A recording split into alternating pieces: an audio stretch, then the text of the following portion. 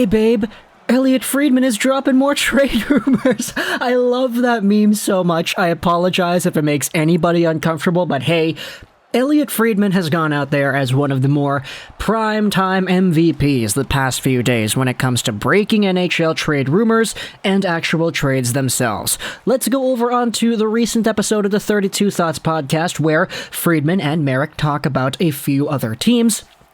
In particular, we're going over the Vancouver Canucks here in this one, and it's a trade rumor, a trade idea, a trade speculation conversation that I really don't want to be having, but I think maybe a lot of the disdain that I'm feeling towards this idea is brought upon us based off of the 1-0 loss the Canucks had to the Red Wings last night, because if you saw the post-game video we made about the game, then you kind of know my thoughts when it comes to who won the Vancouver Canucks, work well enough for their chances, who's actually making a difference out there, and you could say that a lot of the team didn't show up yesterday because they lost 1-0 to the Red Wings, but regardless, let's go over a thing that Friedman talked about when it came to the Vancouver Canucks and the LA Kings.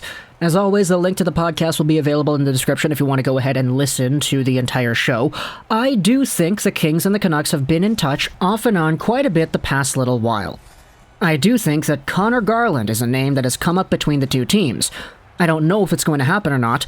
I've heard LA is not crazy about giving up their first rounder this year, and I think that draft picks are things that the Canucks really want. I don't know if it's going to be a match, but I think that they have talked. Now, this is only one idea of many. Elliotte Friedman is breaking Canucks news and rumors all the time. There's a thing about Tyler Mott likely getting traded. There's a thing about JT Miller not likely to get traded. How Boeser is complicated and how Conor Garland is still here and there being sprinkled into conversations with other teams. But when it comes to the Vancouver Canucks, I've already said my piece over the past 24 hours. If you're giving me the choice of trading away a Miller, a Boeser, or a Garland, I'm going out there and I'm saying Boeser 100%. The guy is just not good enough. I want to believe in Brock. I really do. I have been believing in this guy since 2017, 2018. But I think the sentiment that has started to pop up around Canucks Twitter really does encapsulate my feelings towards Brock as well. A tap-in goal every few games is not good enough to cut it. You gotta go out there and you gotta force your chances. You gotta be the same Brock that was sniping it, generating plays, and doing what he was doing back in his rookie season, because that Brock Boeser just hasn't shown up in the same way. You have yourselves a $7.5 million qualifying offer, which is really expensive. That's a lot of money. And the way Brock is playing right now, if you're able to trade this guy away for a right-handed defenseman to any team that's looking for a score, I think more about Brock than I do about Conor Garland. Conor Garland at least has some cost certainty on his name. You take a look at the contract that he does have. He's got himself just under $5 million for the next 4 years. Like, that's not bad by any means, especially for the quality of play that Garland does indeed possess for this team. He works, he skates, he dangles, he fights along the boards, he's so shifty and spinny in tight. He's almost like an offensive version of Quinn Hughes when he's in the corners bouncing the puck off to himself and coming away with it. He's got a super defined skill set, which I personally think is more valuable than Brock Boeser sniping a few goals once every few weeks, getting a backdoor tap-in or two every third game, and just not being as consistent as we want a $7.5 million qualifying offer player to be. And so, when it comes to the LA Kings, I get it, they don't want to go out there and potentially shell out an extended amount of money to any guy that's coming in here who will demand a $7.5 million qualifying offer, but Conor Garland being the guy, the Canucks side of me, the on-ice performance of the team side of me is saying, I really do think that Garland is a more valuable player than Brock, so I would rather keep Garland, but at the same time, it really depends on what a return could look like. Here's Rick Dhaliwal and what he said earlier on Donnie and Dolly. It's a really interesting idea over here. He mentions the Kings are definitely calling about Conor Garland, and he also wonders if one of the players the Canucks are interested in is Alex Turcotte. Dhaliwal believes what happens in these games on the weekend will play a role in what they do at the deadline, and that is pretty much guaranteed. The Canucks are playing the Flames, and then they're playing the Sabres on Sunday and Saturday. Saturday and then Sunday. The trade deadline is on Monday, and so when it comes to where the Canucks are going to be in the standings, These 2 games, these upcoming 4 potential points, could really make or break the Vancouver Canucks trade deadline, and it could be the ultimate catalyst as to a full-on retool on the fly. Let's get some more draft picks in here. Let's get some more prospects in here. That's what Rutherford and Alvin said they wanted to do.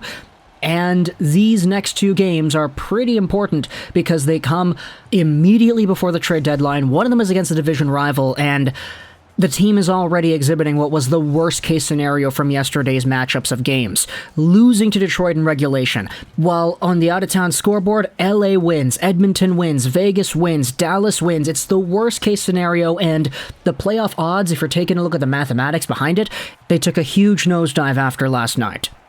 And so, you go back to what Dhaliwal said, and he wonders if the Canucks would actually be interested in Alex Turcotte. Now, this is a really interesting player right here, because I know a lot of people are going to go out there and say, oh, look at Turcotte and the amount of points he has in the AHL. He's not really doing all too well. And okay, you could say the numbers are not all too impressive, but I will propose a little bit of a dichotomy to how this perspective of Turcotte presents itself. Turcotte, to me, was always one of the top players on the NTDP, just behind Jack Hughes. Now, back in 2018-19 when he was drafted, you might have said, okay, well, Zegras was there, Caulfield was there, they had a lot of star power to their name. How the heck did Turcotte go 5th overall, even though people were only talking about Zegras and Caulfield? Well, back in this season, Turcotte was injured for most of the year. He missed out on like a good chunk of the games, and he didn't really play and get his name in the spotlight until the World Under-18s, where he was an absolute monster over there. His overall point production metric was so good too, not to mention the fact that his two-way ability, his work ethic, Turcotte was just an absolute all-round beast. He could score goals, make some really good passes, also grind along the boards, penalty kill as well. He was an all-round center that had, in a lot of people's eyes, top-line center potential. There was a lot of people that got confused as to why the Chicago Blackhawks took Kirby Dach 3rd overall instead of Turcotte, who was a guy straight out of their backyard from Chicago. But alas, Turcotte spent himself a season in the Wisconsin University system, where he was a point per game over there as a freshman, not bad in the slightest, and then he made his way over to the Ontario Reign, where in his rookie season he had 21 points in 32 games. You could say that he has been somewhat disappointing, but there have indeed been some injury concerns with Turcotte over the years that have slowed him down in more ways than one. I do really believe that Turcotte could be one of the top two-way centers in the NHL by the time he hits his prime. He's only 21 years old, and he's already doing pretty well in the AHL. For the LA Kings, you could go out there and say, okay, he's got 0 points in 8 games, but the LA Kings have themselves a center core that is so carved out already with Kopitar and Deneau, not to mention the fact that you have other players that can play center, like Iafallo, like Kempe, like Moore, and you still have Quinton Byfield there too. We've been noting this the entire time, but the LA Kings have had a really good center prospect core the past few years, with the Turcottes and the Byfields and the Velardes, etc., not to mention Kopitar still being there as well. But the real kicker to me, when you think about the idea of Turcotte and the Canucks, is something that we actually had to talk about back in 2019. Here's an article from Dobber Prospects, July 31 and 31, published by Cam Robinson on July 28, 2019, so immediately after the entry draft. Let's go over onto what he has to say about the 10th overall pick the Canucks had, where they selected Vasily Podkolzin.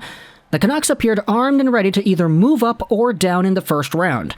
Rumors were abuzz that they had an arrangement with Detroit to jump up to 6th overall if Alex Turcotte was available. He was not. When their turn to select came, Podkolzin was the last in their tier and they took him. Evidently, the organization is not afraid of the Russian factor, with Podkolzin sticking around in SKA for 2 more seasons.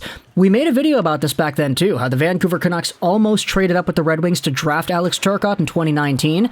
And so, I get it, it's a different staff, it's not Benning, it's not, Weissbrod and the same guys that are here today than they were back then, but if this team was so inclined to wanting to draft Alex Turcotte back in 2019, I wouldn't be surprised if there were some people in the organization that were like, yeah, okay, well, let's try to revisit that idea, because Turcotte is now a king, and if they really want one of our guys in Conor Garland, I think that's a move you have to go out there and at least think about. Now, do I do Garland for Turcotte straight up, 1 for 1? I don't know. There's a really good amount of NHL certainty with Garland, and I do think the LA Kings would be benefiting more than the Vancouver Canucks would be should a trade like that go down. I honestly do think it should be Turcotte in there a little bit more, because, like, Garland is still young, too. Garland still has a lot of time left to do his thing at the NHL level, right? So it's not even just a short-term versus long-term thing, it's a long and short-term thing, because if Turcotte pans out, he's going to be good, but right now he just isn't that. For Garland, he's going to be good later, like Turcotte, but he's also good in the now, so I do think there is a little bit of a value disparity here between the two players. But either way, you can let me know in the comments all your thoughts about Conor Garland, Alex Turcotte, the Vancouver Canucks potentially being involved in these trade discussions. I hope you enjoyed this video, and bye.